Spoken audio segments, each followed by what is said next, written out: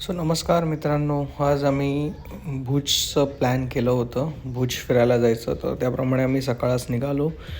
Around 35 kilometre Bhuj होतं. भुजमध्ये बघण्यासारखं म्हणजे स्मृती अर्थक्वेक झोन हा एक तिकडे एक हे बनवलेलं आहे, म्युझियम टाईप बनवलेलं आहे. सो आम्ही तिथे गेलो. तिथलं तिकीट ऑलमोस्ट एंट्री तिकीट ₹100 होतं पार्किंगसाठी. नंतर गाडी पार्क केल्यानंतर आत आम्ही गेलो आणि तिथे पर हेड तिकीट बघितलं तर अराऊंड लाईक ₹300 होतं मोठ्या लोकांसाठी. आणि लहान असेल 12 वर्षाच्या खाली तर त्यांना ₹100 होतं. सो अशी त्याची एंट्रन्स होती.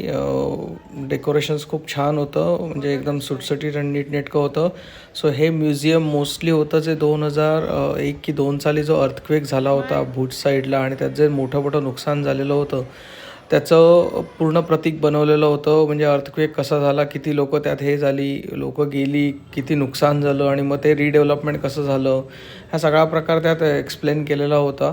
आणि त्याच्यात तुम्हाला एक डेमो पण दाखवला जातो की तुम्हाला तिथे एक असं सर्कल असतं, तिथे उभं केलं जातं आणि त्याच्यात तुम्हाला अर्थक्वेक कसा होतो आणि अर्थक्वेकमध्ये आपल्याला मुवमेंट्स कशा होतात, काय होतात, हे सगळं दाखवलेलं होतं. आणि मग ते अर्थक्वेक झाल्यानंतर लोकांनी कसं एकमेकाला साथ देऊन परत जीवन सुरळीत करण्यासाठी काय काय केलं, या सगळ्या गोष्टी होत्या. मग त्याच्यात एक व्हिडिओ फिल्म आता तुम्हाला दिसेल, याच्यात दिसलेलं आहे की अर्थक्वेकची सुरुवात कशी झाली, अर्थक्वेकमध्ये नुकसान कसं आलं. आणि त्यावेळी 26 जानेवारी होता आणि सगळे 26 जानेवारीच्या तयारीत होते.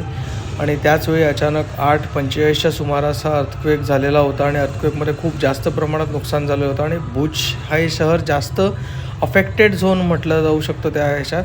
आणि त्याचंच प्रतीक ह्यांनी इथे बनवलेलं होतं. आणि हे व्हिडिओच्या माध्यमातून त्यांनी दाखवलं होतं की कशा सगळ्या इमारती कोसळल्या आणि कसं म्हणजे मोठ्या प्रमाणात नुकसान झालं, किती लोकांचं हे झालं, म्हणजे पूर्ण जीवन विस्कळीत झालेलं होतं. हे सगळं त्यांनी त्यात पूर्ण एक्सप्लेन केलं आहे. बघितलं तर खूप छान प्रकारे एक्सप्लेन केलं होतं आणि नक्कीच तिथे व्हिजिट देण्यासारखी गोष्ट होती.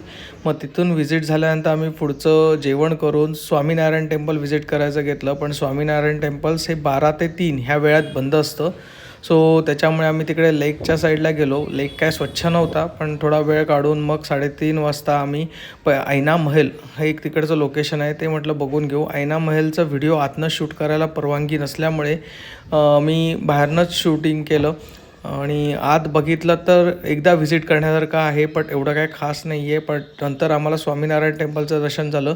स्वामीनारायण टेम्पल खूप छान आहे, सुटसुकीट आहे आणि नीटनेटकं आहे. आणि असंच करत आम्ही आजचा प्रवास संपवून